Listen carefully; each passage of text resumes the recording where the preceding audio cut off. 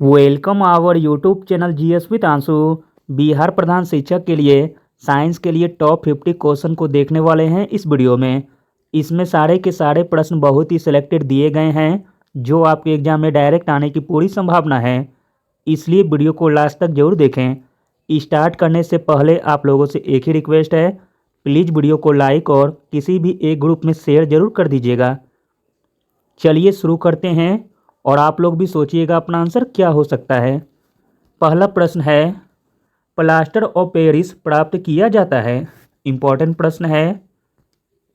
Plaster of Paris प्राप्त किया जाता है जिप्सम से। Option number B. अगला प्रश्न है, डायनामाइट के आविष्कारक कौन है। डायनामाइट के आविष्कारक हैं Alfred Nobel. Option number C. अगला प्रश्न है, रडार में किस प्रकार की तरंगे होती है। रडार में तरंगे होती है विद्युत चुंबकीय तरंग। Option number B. अगला प्रश्न है, बर्फ पर दाब बढ़ाने से उसका गलनांक बर्फ पर दाब बढ़ाने से उसका गलनांक घट जाएगा। Option number A. अगला प्रश्न है, सूर्य उदय होते समय व डूबते समय लाल क्यों दिखाई देता है। इंपॉर्टेंट प्रश्न है। सूर्य उदय होते समय व डूबते समय प्रकीर्णन के कारण लाल दिखाई देता है। Option number D. अगला प्रश्न है, घरों में विद्युत संयंत्र जोड़े जाते हैं। घरों में विद्युत संयंत्र जोड़े जाते हैं समांतर क्रम में। अगला प्रश्न है, विद्युत बल्ब का फिलामेंट किसका बना होता है। विद्युत बल्ब का फिलामेंट बना होता है टंगस्टन का। Option number B. अगला प्रश्न है, यांत्रिक ऊर्जा को विद्युत ऊर्जा में किसके द्वारा बदला जाता है। यांत्रिक ऊर्जा को विद्युत ऊर्जा में बदला जाता है डायनेमो के द्वारा। Option number D. अगला प्रश्न है, बायोगैस का मुख्य अवयव है। बायोगैस का मुख्य अवयव है मीथेन। Option number C. अगला प्रश्न है, नेत्र के लेंस में फोकस दूरी किसके द्वारा सही रखी जाती है। आंसर हो जाएगा ऑप्शन नंबर सी, सिलेरी मांसपेशियों के द्वारा। अगला प्रश्न है, संगमरमर किसका रूप है। संगमरमर रूप है चूना पत्थर का। Option number C. अगला प्रश्न देखते हैं, दो समांतर दर्पणों के बीच प्रतिबिंब बनते हैं। इंपॉर्टेंट प्रश्न है। दो समांतर दर्पणों के बीच प्रतिबिंब बनते हैं अनंत। Option number D. अगला प्रश्न है, मैक नंबर संबंधित है। मैक नंबर संबंधित है हवाई जहाज की गति से। Option number C. अगला प्रश्न है, किस धातु का गलनांक सबसे अधिक है। गलनांक सबसे अधिक हो जाएगा टंगस्टन धातु का। Option number B. अगला प्रश्न है, सबसे हल्की धातु कौन सी होती है। सबसे हल्की धातु होती है लिथियम। Option number A. अगला प्रश्न है, दूध की शुद्धता किस यंत्र द्वारा नापी जाती है। दूध की शुद्धता जिस यंत्र के द्वारा नापी जाती है वह है लैक्टोमीटर। Option number C. अगला प्रश्न है, सबसे अधिक यौगिक किस तत्व के द्वारा हाइड्रोजन के साथ बनाए जाते हैं। तो दोस्तों वह तत्व हो जाएगा कार्बन। ऑप्शन नंबर सी। सबसे अधिक यौगिक कार्बन तत्व के द्वारा हाइड्रोजन के साथ बनाए जाते हैं। अगला प्रश्न देखते हैं, प्राकृतिक रबर को कठोर तथा उछालने योग्य बनाने के लिए किस पदार्थ को मिलाया जाता है। तो दोस्तों वह पदार्थ है गंधक यानी कि सल्फर। अगला प्रश्न है, किसी रासायनिक यौगिक की सबसे छोटी इकाई क्या होती है। इंपॉर्टेंट प्रश्न है और पहले भी पूछा गया है एग्जाम में। किसी रासायनिक यौगिक की सबसे छोटी इकाई होती है अणु। Option number D. अगला प्रश्न है, वायुमंडलीय दाब नापने वाले यंत्र हैं? वायुमंडलीय दाब नापने वाले यंत्र हैं बैरोमीटर, ऑप्शन नंबर ए। अगला प्रश्न है, सापेक्षता के सिद्धांत की खोज किसने की थी? सापेक्षता के सिद्धांत की खोज की गई थी अल्बर्ट आइंस्टीन के द्वारा, ऑप्शन नंबर ए। अगला प्रश्न है, अंधों के पढ़ने के लिए लेखन पद्धति का आविष्कार किसने किया था? अंधों के पढ़ने के लिए लेखन पद्धति का आविष्कार किया गया था लुईस ब्रेल के द्वारा, ऑप्शन नंबर सी। अगला प्रश्न है, चेचक के टीके का आविष्कार किया था? चेचक के टीके का आविष्कार किया गया था एडवर्ड जेनर के द्वारा, ऑप्शन नंबर सी।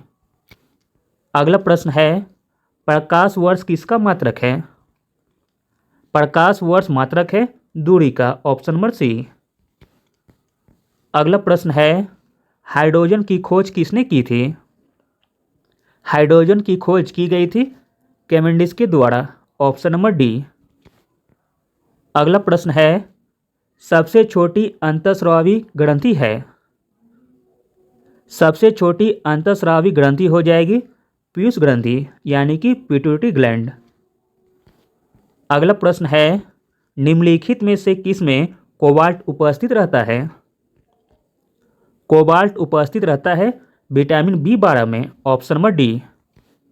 अगला प्रश्न है, चमगादड़ निम्नलिखित में से किस वर्ग में रखा जाता है? तो दोस्तों चमगादड़ को रखा जाता है स्तनधारी वर्ग में, ऑप्शन नंबर सी। अगला प्रश्न है, एंजाइम होते हैं? एंजाइम होते हैं प्रोटीन। अगला प्रश्न है, हृदय की धड़कनों को अंकित करने वाले उपकरण को कहते हैं? हृदय की धड़कनों को अंकित करने वाले उपकरण को कहते हैं कार्डियोग्राफ, ऑप्शन नंबर ए। अगला प्रश्न है, रक्त प्लाज्मा में जल की लगभग मात्रा होती है? रक्त प्लाज्मा में जल की लगभग मात्रा होती है 90%। अगला प्रश्न है, मादा एनाफिलीज मच्छर जब काट लेता है तो उससे कौन सा रोग होता है? आंसर हो जाएगा ऑप्शन नंबर सी, मलेरिया रोग। अगला प्रश्न देखते हैं, मानव रेटिना पर बना प्रतिबिंब होता है? मानव रेटिना पर बना प्रतिबिंब होता है वास्तविक एवं उल्टा। अगला प्रश्न है, पोलियो के टीके की खोज किसने की थी? पोलियो के टीके की खोज की गई थी जॉन ई साल के द्वारा। अगला प्रश्न है, कोशिका सिद्धांत का प्रतिपादन किसने किया था? कोशिका सिद्धांत का प्रतिपादन किया था स्लाइडेन एम स्वान ने। अगला प्रश्न है, अमोनिया गैस बनाने की हेबर विधि में किस उत्प्रेरक का प्रयोग किया जाता है? आंसर हो जाएगा ऑप्शन नंबर डी, लोहे का चूर्ण का। अगला प्रश्न है, जीवाश्म की आयु का निर्धारण किसके द्वारा होता है? मोस्ट इंपॉर्टेंट प्रश्न है। जीवाश्म की आयु का निर्धारण होता है रेडियो कार्बन डेटिंग विधि के द्वारा। अगला प्रश्न है, पानी में हवा का बुलबुला किस तरह कार्य करता है? पानी में हवा का बुलबुला कार्य करता है अवतल लेंस की भांति। अगला प्रश्न है, पॉजिट्रॉन किसका प्रतिकण है? पॉजिट्रॉन प्रतिकण है इलेक्ट्रॉन का। अगला प्रश्न है, एसआई परिधि में लेंस की शक्ति की इकाई क्या है? लेंस की शक्ति की इकाई है डायोप्टर, ऑप्शन नंबर डी। अगला प्रश्न है, मात्रकों की अंतर्राष्ट्रीय परिधि कब लागू की गई थी? मात्रकों की अंतर्राष्ट्रीय परिधि लागू की गई थी 1971 ईस्वी में। अगला प्रश्न है, खाद्य ऊर्जा को हम किस इकाई में माप सकते हैं? खाद्य ऊर्जा को हम कैलोरी इकाई में माप सकते हैं। अगला प्रश्न है, ज्योति तीव्रता का मात्रक है? ज्योति तीव्रता का मात्रक है कैंडेला, ऑप्शन नंबर बी। अगला प्रश्न है दाब का मात्रक है, दाब का मात्रक हो जाएगा पास्कल, ऑप्शन नंबर सी।